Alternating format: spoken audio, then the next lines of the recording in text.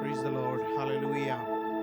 നമുക്ക് വീണ്ടും ഒരുമിച്ച് ദൈവസന്നിധിയിൽ കടന്നു വരുവാൻ ദൈവം ഒരുക്കിയ അവസരത്തെ ഓർത്ത് കർത്താവിനെ നന്ദിയോടെ സ്തുതിക്കുന്നു. നാം പാടിയതുപോലെ ഈ വലിയവനായ ദൈവത്തെ, പരിശുദ്ധനായ ദൈവത്തെ പാടി ആരാധിക്കുവാൻ ദൈവം നമ്മുടെ ജീവിതത്തിൽ തന്ന ഭാഗ്യത്തെ ഓർത്ത് കർത്താവിനെ നന്ദിയോടെ സ്തുതിക്കുന്നു.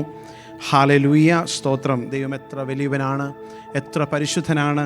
നമ്മുടെ ജീവിതത്തിലെ ഈ ദൈവത്തെ കണ്ടുമുട്ടുവാനൊരു അവസരം ലഭിച്ചതെന്ന് പറയുന്നതിന് എത്ര ഭാഗ്യമല്ലേ.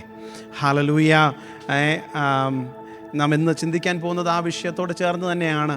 കാര്യം നമ്മളൊക്കെ ആരായിരുന്നു അല്ലേ? ഇസ്രായേൽ പൗരതയോട് യാതൊരു ബന്ധവുമില്ലാതെ കേരളത്തിൻ്റെ ഏതോ മൂലയിൽ വളർന്നു വന്ന നമ്മുടെ പിതാക്കന്മാർ, അല്ലെങ്കിൽ നമ്മളോട് സുവിശേഷം പറയുവാൻ ഹല്ലേലൂയ ദൈവം ചിലരെ എഴുന്നേൽപ്പിച്ചത് കൊണ്ടാണ് ഇന്ന് പകൽക്കാലം നാമും ഈ പരിശുദ്ധനെ ആരാധിക്കുന്നത്. ഹല്ലേലൂയ.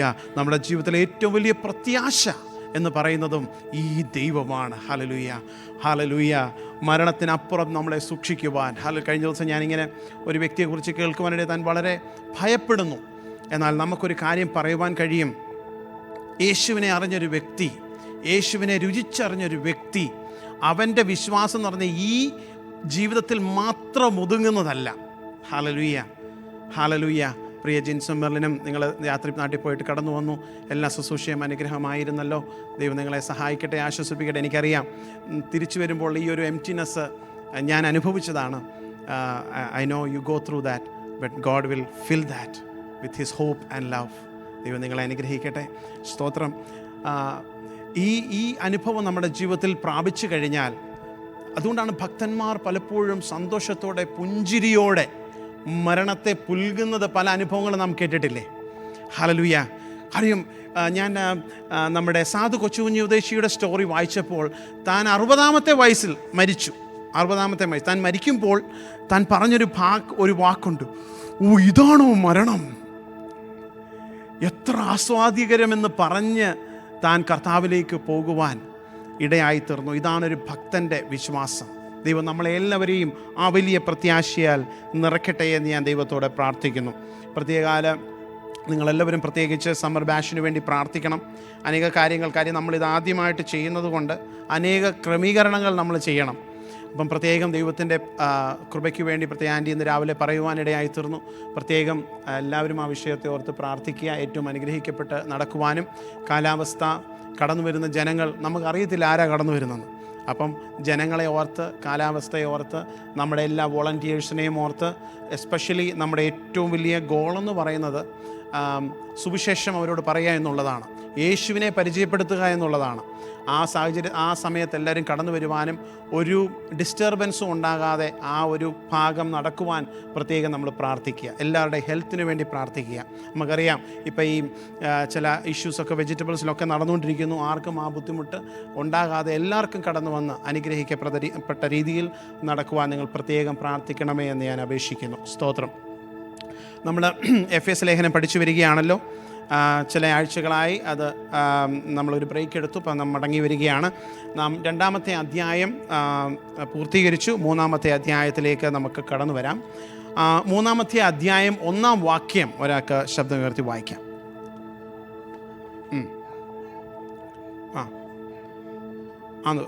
അത് നിമിത്തം. അപ്പം ഏത് നിമിത്തം? ഈ എഫേസ് ലേഖനം 2-ാം അധ്യായം ആ ഒരു അവസാന ഭാഗത്തിലേക്ക് കടന്നു വരുമ്പോൾ പൗലോസ് തന്നിൽ ദൈവം തന്ന ആ വെളിപ്പാടിനെ കുറിച്ച് പറയുകയാണ്. അതിന് 2-ാം അധ്യായം, നമുക്കതിലേക്കൊന്ന് മടങ്ങി പെട്ടെന്ന് പോയിട്ട് തിരിച്ചു വരാം. അതിൻ്റെ 14-ാം വാക്യം മുതൽ, 2-ാം അധ്യായം 14-ാം വാക്യം മുതൽ നാം ഇങ്ങനെ വായിക്കുന്നു. അവൻ നമ്മുടെ സമാധാനം ഒന്നാക്കി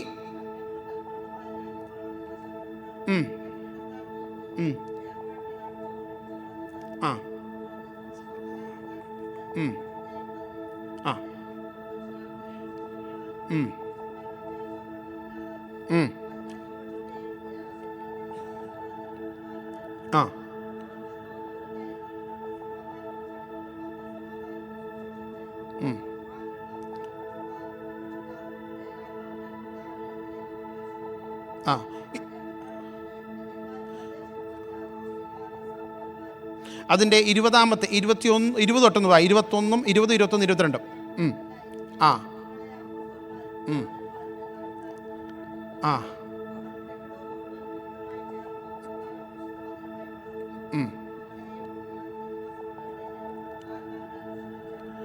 ഈ ജാതികളും യഹൂദരും എന്നുള്ള ആ നടുച്ചുവർ ന്യായപ്രമാണം എന്ന ശത്രുത്വത്തെ തകർത്ത് നമ്മളെ ഒന്നാക്കി ഒരു ഭവനമാക്കി വളർത്തുകയാണ്. ഈ കെട്ടിടമാകുന്ന നമ്മളെ മുഴുവൻ ചേർത്ത് കർത്താവിൽ വിശുദ്ധ മന്ദിരമാക്കി വളരുന്ന പ്രക്രിയ ഇവിടെ പൗലോസ് വെളിപ്പെടുത്തി. എന്നിട്ട് 3-ാം അധ്യായത്തിലേക്ക് കടന്നു വരുമ്പോൾ നമുക്കറിയാം, ഒരു കാര്യം പറഞ്ഞോട്ടെ, പൗലോസിനെ ഒന്ന് ചിന്തിച്ചു നോക്കിയേ. പൗലോസ് ആരായിരുന്നു? പൗലോസിനോളം യഹൂദൻ എന്നുള്ള വീര്യം, അല്ലേ? ഞാനൊരു യഹൂദനാണ്. അത് സ്വന്തം ജനത്തോട് പോലും യേശുവിനെ സേവിച്ചതുകൊണ്ട് അബ്രഹാമാണ് നമ്മുടെ പിതാവെന്ന് പറഞ്ഞ് ന്യായപ്രമാണത്തിൽ എത്രമാത്രം എരിവുള്ള ഒരു വ്യക്തിയായിരുന്നു പൗലോസ്, അല്ലേ?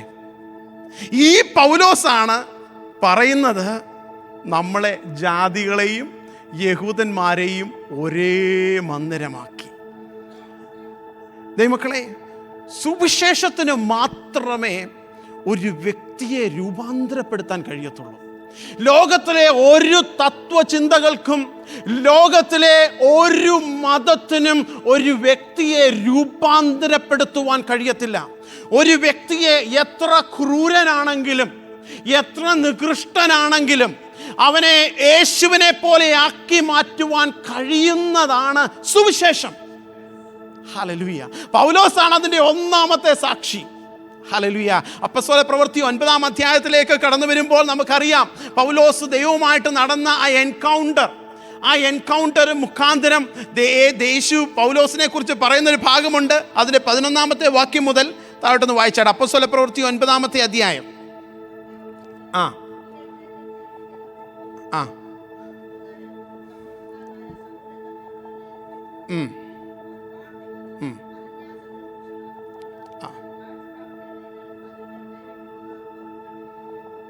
ആ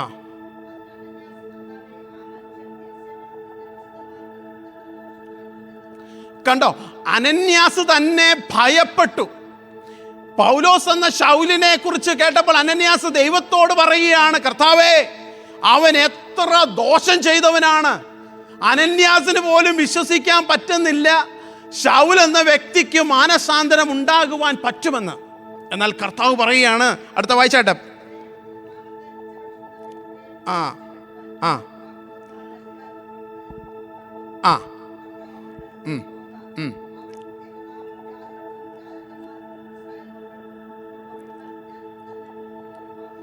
ആ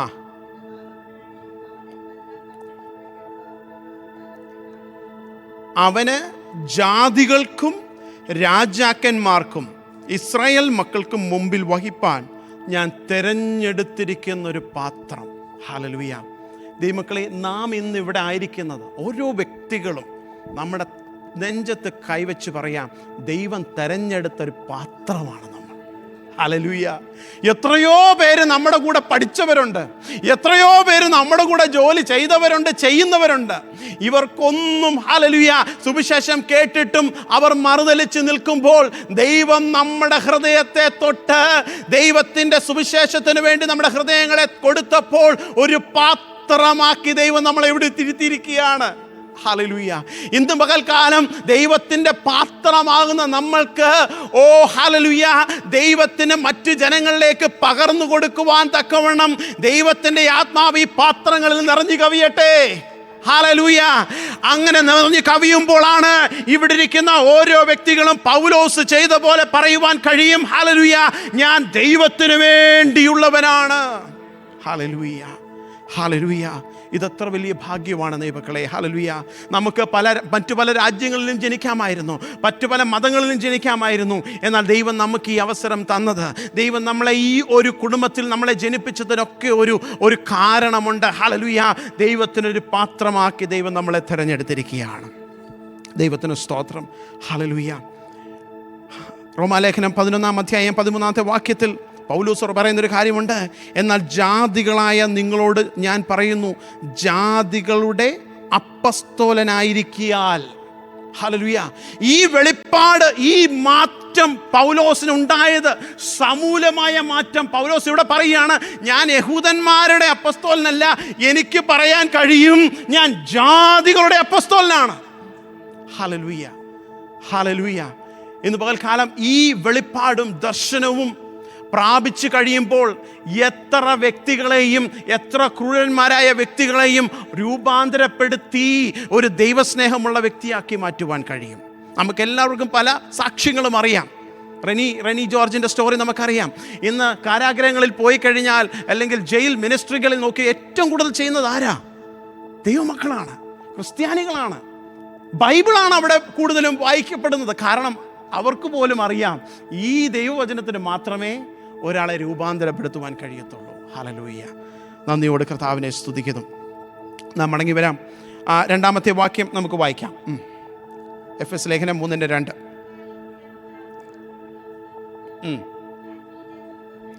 ആ ആ ആ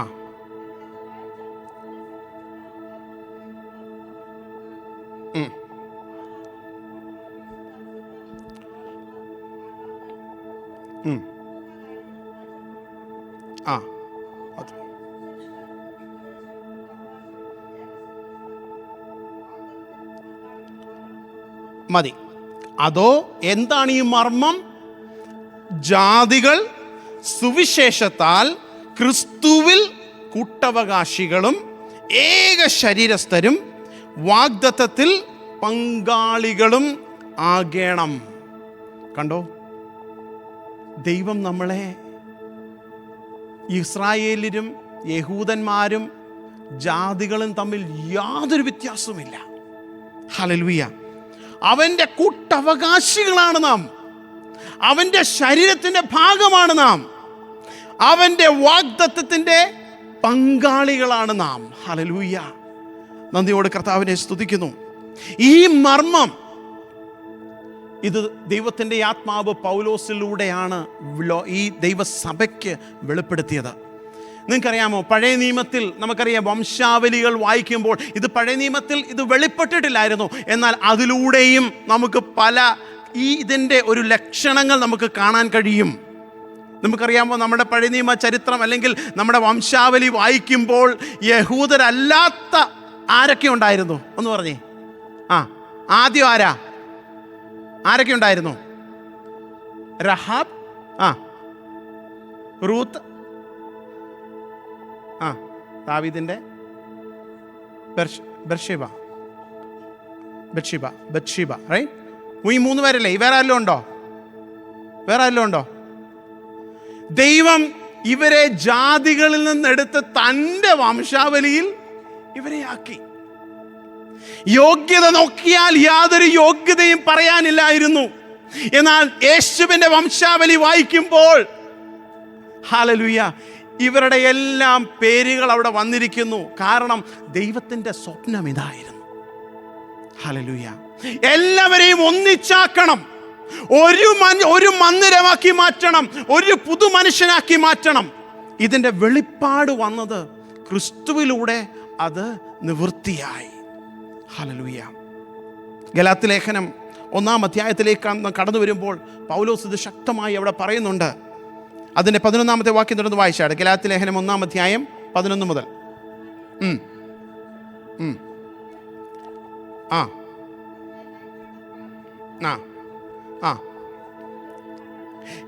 ഇത് പൗലോസ് ഏതെങ്കിലും മഹാപുരോഹിതന്മാരോടോ പരീശന്മാരോടോ പോയി പഠിച്ചിരുന്നെങ്കിൽ എന്തായിരുന്നേനെ അവസ്ഥ?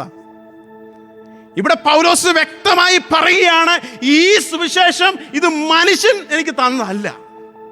ഹല്ലേലൂയ. ഇത് ഞാൻ പ്രാപിച്ചത് യേശു ക്രിസ്തുവിൻ്റെ വെളിപ്പാടിനാൽ അത്രേ. ഹല്ലേലൂയ. കാര്യം മനുഷ്യൻ എപ്പോഴും പക്ഷാഭേദമുള്ളവരാ, എന്നാൽ ദൈവത്തിനോ പക്ഷാഭേദമില്ല. ഈ വെളിപ്പാട് ദൈവം നേരിട്ട് പൗലോസിന് മുന്നോട്ട് വായിച്ചാട്ടെ. ആ ആ മുടിച്ചും ആ ആ ആ ആ ആ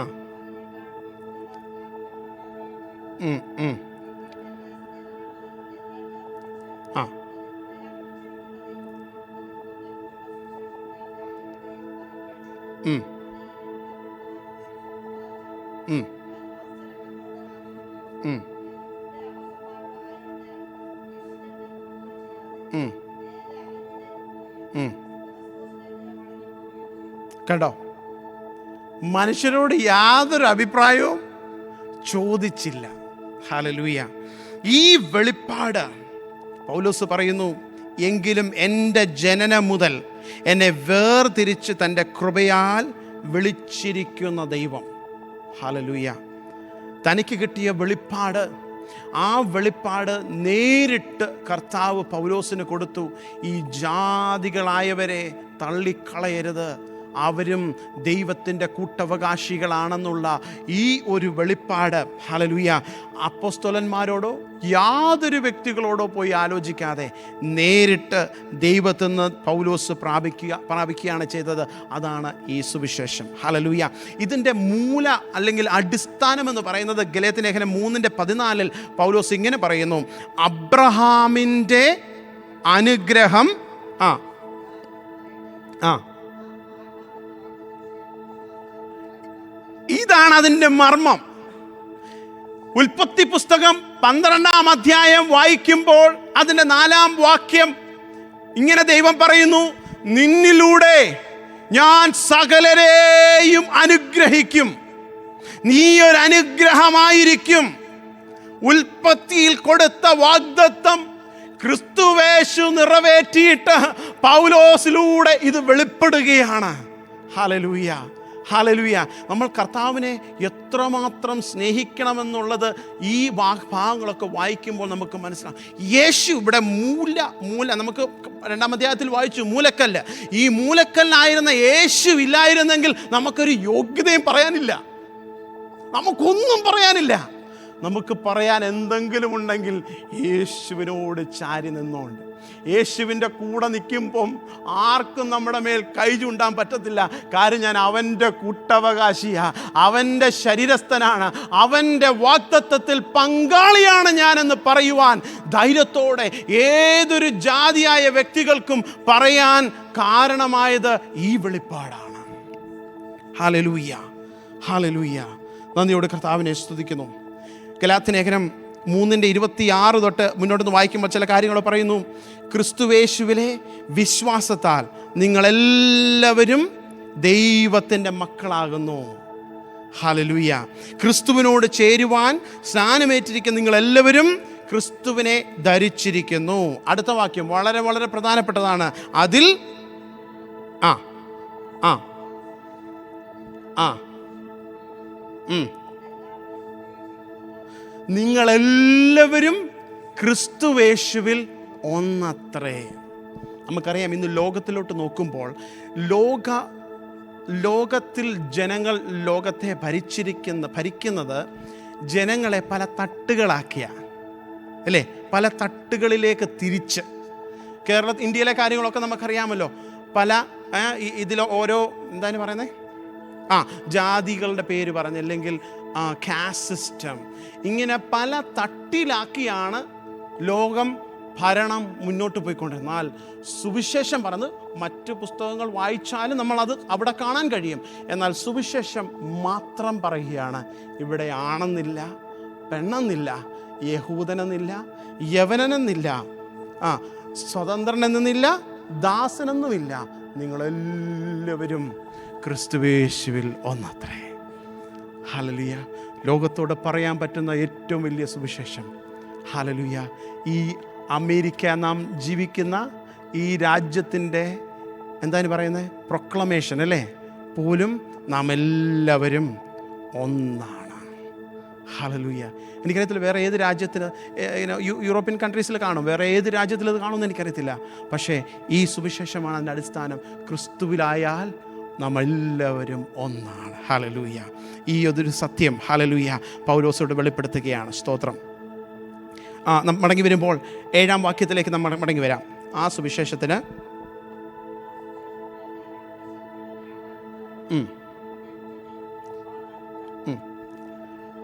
മതി, ഒരു നിമിഷം നമുക്ക് അവിടെ നിൽക്കാം. ആ സുവിശേഷത്തിന്, ഏത് സുവിശേഷം? ജാതികളായ നമുക്കും ക്രിസ്തുവിൽ കൂട്ടവകാശികളാണ്. നമുക്കും യേശുവിൻ്റെ അടുക്കൽ ഏത് സമയത്തും ചെല്ലാൻ ഒരു വ്യത്യാസവുമില്ല. നമുക്കെല്ലാവരും ഒന്നാണെന്നുള്ള സുവിശേഷം പൗലോസ് പറയണം. ആ സുവിശേഷത്തിന് ഞാൻ അവൻ്റെ ശക്തിയുടെ വ്യാപാരപ്രകാരം എനിക്ക് ലഭിച്ച ദൈവത്തിൻ്റെ കൃപാദനത്താൽ ശുശ്രൂഷകനായി തീർന്നു. നാം ഓർക്കണം, ദൈവം നമ്മളെ ശുശ്രൂഷകനാക്കിയിരിക്കുകയാണ്. നമ്മളെ അധികാരിയല്ല ആക്കിയിരിക്കുന്ന. ആരാക്കിയിരിക്കുന്നത്? പൗലോസ് പറയുകയാണ്, ഞാൻ നിങ്ങളുടെ ശുശ്രൂഷകനാണ്. ഈ ശുശ്രൂഷ എനിക്ക് ലഭിച്ചത് എവിടുന്നാണ്? ദൈവത്തിൻ്റെ കൃപയാൽ. ദൈവത്തിൻ്റെ കൃപാദാനമാണ് നമ്മുടെ ശുശ്രൂഷ. ഹല്ലേലൂയ. നമുക്ക് ആർക്കും പുകഴുവാൻ, നമ്മുടെ ശുശ്രൂഷ കൊണ്ട് പുകഴുവാൻ സാധിക്കത്തില്ല. കാരണം ഇത് ദൈവം തന്നിരിക്കുന്ന ദൈവത്തിൻ്റെ കൃപ മാത്രമാണ്. ഹല്ലേലൂയ. കർത്താവ് പറയുന്നൊരു ഭാഗമുണ്ട് മർക്കോസിൻ്റെ സുവിശേഷം 10:45, മനുഷ്യപുത്രൻ ശുശ്രൂഷ വാങ്ങുവാനല്ല, ശുശ്രൂഷ ചെയ്യുവാനത്രേ വന്നത്. നമുക്കെല്ലാവർക്കും അറിയാമല്ലോ, കർത്താവ് തൻ്റെ അവസാന സമയത്ത് തൻ്റെ ശിഷ്യന്മാരെ എല്ലാം വിളിച്ചിട്ട് മുട്ടുകുത്തി എന്ത് ചെയ്തു? അവരുടെ കാല് കഴുകി. നിങ്ങൾ ഇങ്ങനെയായിരിക്കണം. ഹല്ലേലൂയ. ഇന്ന് ഈ ലോകത്തിൽ നമുക്കൊരിക്കലും അങ്ങനെ ഒരു സിസ്റ്റം കാണാൻ കഴിയത്തില്ല. ഇപ്പോൾ പുതിയ ലീഡർഷിപ്പ് കോഴ്സുകളൊക്കെ അവർ പറയുന്നുണ്ട്, സെർവൻറ്റ് ലീഡർഷിപ്പ്, അതൊക്കെ അവർ ആഡ് ചെയ്യുന്നുണ്ട്. പക്ഷേ ഇതെവിടുന്നാണ് വന്നേ? സുവിശേഷത്തിൽ നിന്നാണ് വന്നത്. ഹല്ലേലൂയ. ഇന്ന് പകൽക്കാലം ശുശ്രൂഷ ചെയ്യുന്നവരും ചെയ്തുകൊണ്ടിരിക്കുന്നവരും ഓർക്കേണ്ട ഒരു കാര്യമാണ്, നാം ഇവിടെ ബോസ് അല്ല, നാം ആരാണ്? ശുശ്രൂഷകരാണ്. ഹല്ലേലൂയ. പൗലോസ് പറയുകയാണ്, എൻ്റെ പഴയ ചരിത്രം നിങ്ങൾക്കറിയാം. ഈ അവസ്ഥയിലായിരുന്ന എന്നെ ദൈവം ഒരു ശുശ്രൂഷകനാക്കി മാറ്റി. അതെൻ്റെ കഴിവല്ല, എൻ്റെ മിടുക്കല്ല, ദൈവത്തിൻ്റെ കൃപയാണ്. ഹല്ലേലൂയ. സ്തോത്രം. 8-ാം വാക്യം, സകല വിശുദ്ധന്മാരിലും ഏറ്റവും ചെറിയവനായ എനിക്ക് ജാതികളോട് ക്രിസ്തുവിൻ്റെ അപ്രമേയ ധനത്തെക്കുറിച്ച് പ്രസംഗിപ്പാനും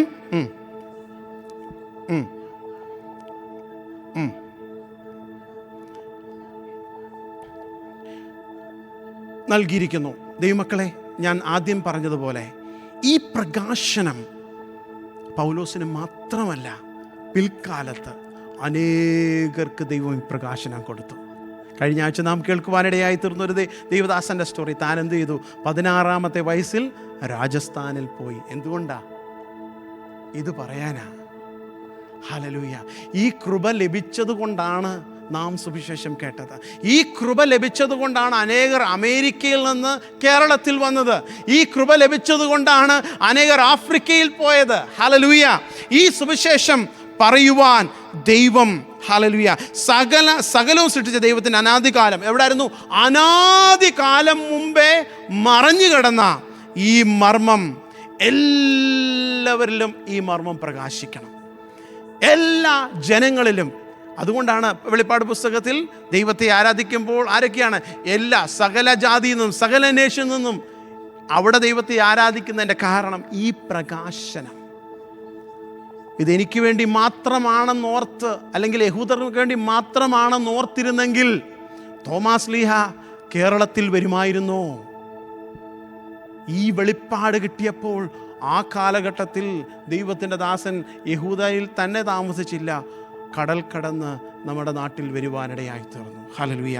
ദൈവമക്കളെ, ഈ പ്രകാശനം, നമുക്ക് ലഭിച്ച ഈ പ്രകാശനം, കൃപയാൽ ലഭിച്ച ഈ പ്രകാശനം, ഈ ചുറ്റുപാടിൽ നാം സമർഭാഷയിൽ പ്രവർത്തിക്കുമ്പോൾ നമ്മുടെ ഹൃദയത്തിലും ഇതായിരിക്കട്ടെ. കർത്താവിനോട് പറയാം, എനിക്ക് ലഭിച്ച ഈ പ്രകാശനം ഈ ചുറ്റുപാടുള്ള ജനങ്ങളിലേക്ക് പകരുവാൻ ദൈവമേ എനിക്ക് കൃപ തരണമേ, ദൈവമേ എനിക്ക് കൃപ തരണമേ എന്ന് നമുക്ക് ദൈവത്തോടെ പ്രാർത്ഥിക്കാം. ഹല്ലേലൂയ. നാം മടങ്ങി വരുമ്പോൾ അതിൻ്റെ 10-ാമത്തെ വാക്യത്തിലേക്ക് നമുക്ക് കടങ്ങി വരാം.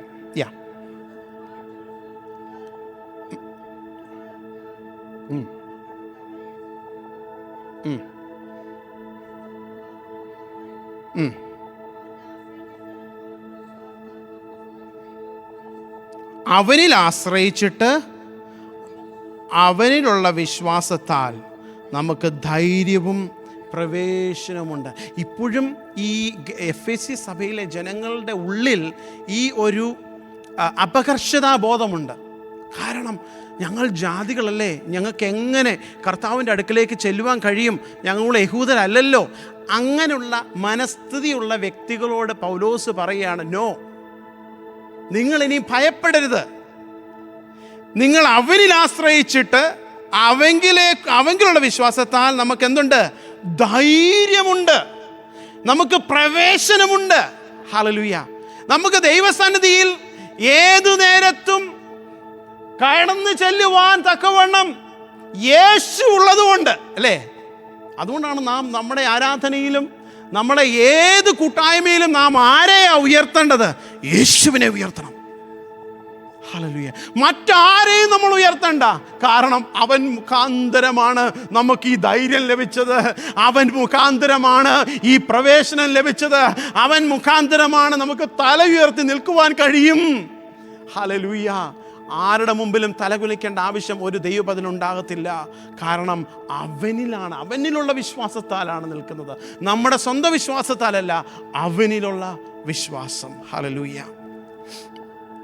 ഈ അധ്യായം ഏകദേശം തീരുകയാണ്. ഒരു വാക്യം കൂടെ നമുക്ക് വായിക്കാം.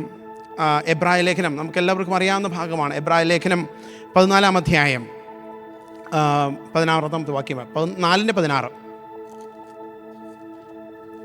എബ്രായ ലേഖനം 4:16.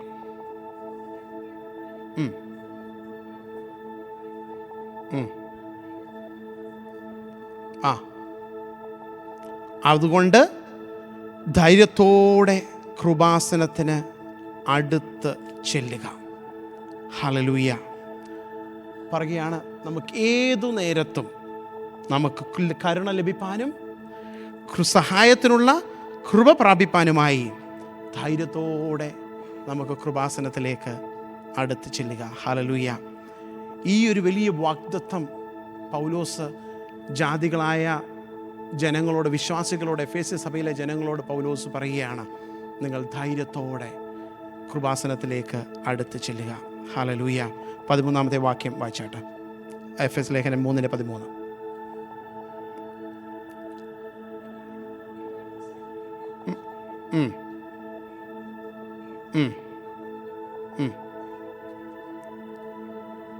ഇവിടെ പൗലോസ് വേറൊരു കാര്യം കൂടെ പറയുകയാണ്. പൗലോസ് ഇത് എഴുതുമ്പം പൗലോസ് എവിടാ? ജയിലില്ല. പൗലോസ് കഷ്ടതയില്ല.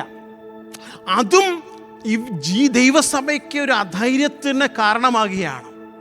അപ്പോൾ പൗലോസ് ജയിലിരുന്ന് അവരോട് പറയുകയാണ്, നിങ്ങൾ ഒരിക്കലും ഞാൻ സഹിക്കുന്ന, ഞാൻ ആർക്കു വേണ്ടിയാ സഹിക്കുന്നത്? നിങ്ങൾക്ക് വേണ്ടിയാ സഹിക്കുന്നത്. നിങ്ങൾക്ക് വേണ്ടി സഹിക്കുന്ന കഷ്ടങ്ങൾ നിങ്ങളുടെ മഹത്വമാകിയാൽ അവ നിമിത്തം അധൈര്യപ്പെട്ടു പോകരുത്.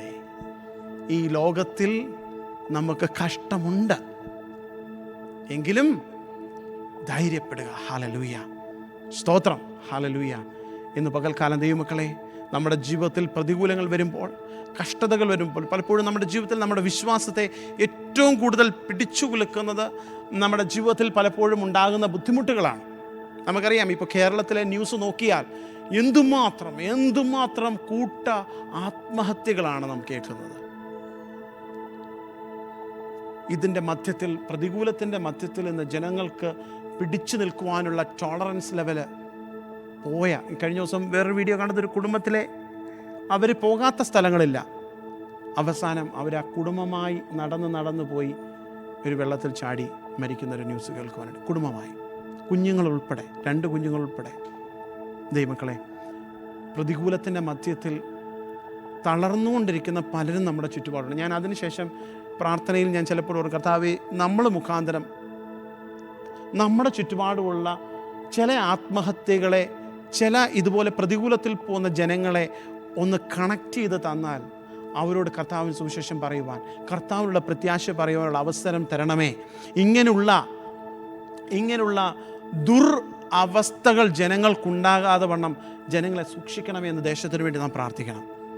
ഹല്ലേലൂയ. ഹല്ലേലൂയ.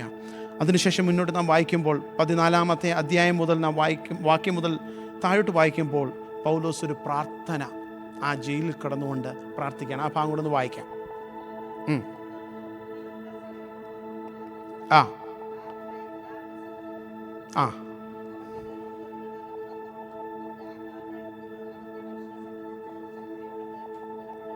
ഉം ഉം ഉം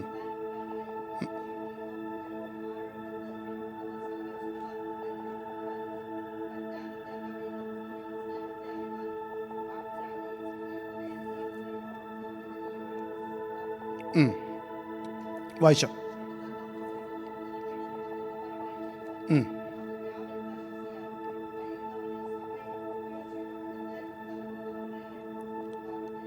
ആമേൻ.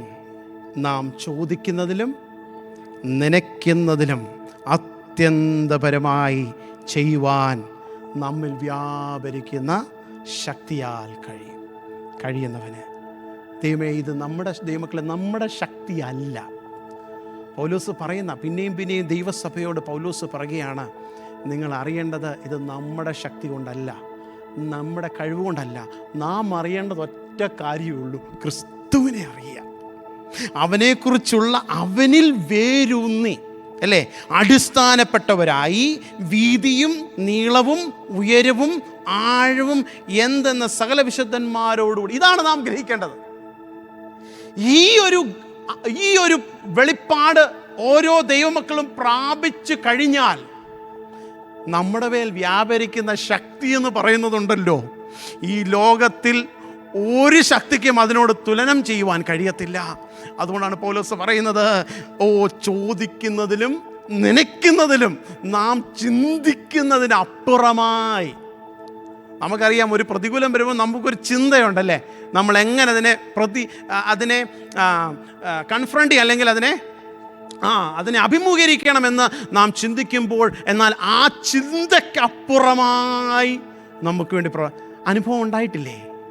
അയ്യോ, ഞാൻ എങ്ങനെ ഈ അവസ്ഥയിൽ കൂടെ കടന്നു പോകും, എങ്ങനെ ഞാൻ ഇതിനെ അഭിമുഖീകരിക്കുമെന്ന് ചിന്തിച്ച സ്ഥാനത്ത് നമ്മുടെ ചിന്തയ്ക്കതീതമായി പ്രവർത്തിച്ച ദൈവം. ഹല്ലേലൂയ.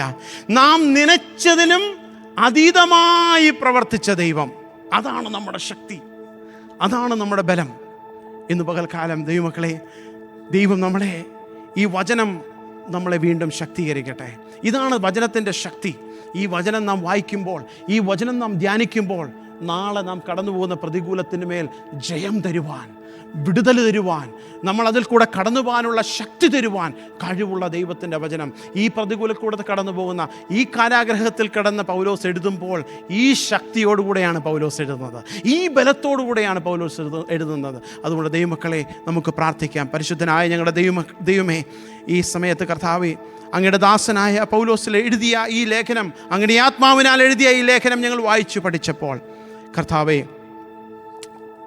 പൗലോസിന്മേൽ വ്യാപരിച്ച അതേ ശക്തി ഇന്ന് പകൽക്കാലം ഞങ്ങൾ ഓരോരുത്തരുടെ മേലും വ്യാപരിക്കണമേ എന്ന് ഞങ്ങൾ ദൈവത്തോടെ പ്രാർത്ഥിക്കുന്നു. ദൈവമേ, നീ തെരഞ്ഞെടുത്ത ഒരു പാത്രമാണ് ഞങ്ങൾ ഓരോരുത്തരും. കർത്താവേ, ഒഴിഞ്ഞ പാത്രങ്ങളായി അങ്ങയുടെ സന്നിധിയിലേക്ക് ഞങ്ങൾ അടുത്തു വരുന്നു. അവിടുത്തെ ശക്തിയാൽ, അവിടുത്തെ കൃപയാൽ, അവിടുത്തെ ആത്മാവിനാൽ വീണ്ടും ഞങ്ങളെ നിറയ്ക്കണമെന്ന് ഞങ്ങൾ ദൈവത്തോടെ പ്രാർത്ഥിക്കുന്നു. കർത്താവേ, ഈ ദൈവത്തിൻ്റെ വചനം അടിയനും കേട്ട ദൈവമക്കൾക്കും അനുഗ്രഹമായി തീരുവാൻ ഇടയാക്കണമേ എന്ന് ഞങ്ങൾ ദൈവത്തോടെ പ്രാർത്ഥിക്കുന്നു. പ്രാർത്ഥന കേട്ടതിനായ സ്തോത്രം, യേശുവിൻ്റെ നാമത്തിൽ പിതാവേ, ആമേൻ, ആമേൻ, ആമേൻ. പിതാവായ ദൈവത്തിൻ്റെ സ്നേഹവും കർത്താവായ യേശു ക്രിസ്തുവിൻ്റെ കൃപയും പരിശുദ്ധാത്മാവിൻ്റെ സംസർഗവും കൂട്ടായ്മയും നാം എല്ലാവരോടും കൂടെയും കേട്ടതിൻ്റെ വചനത്തിനും ഭാഗിരിക്കും അന്നേക്കും എന്നേക്കും മാറട്ടെ. ആമേൻ, ആമേൻ, ആമേൻ.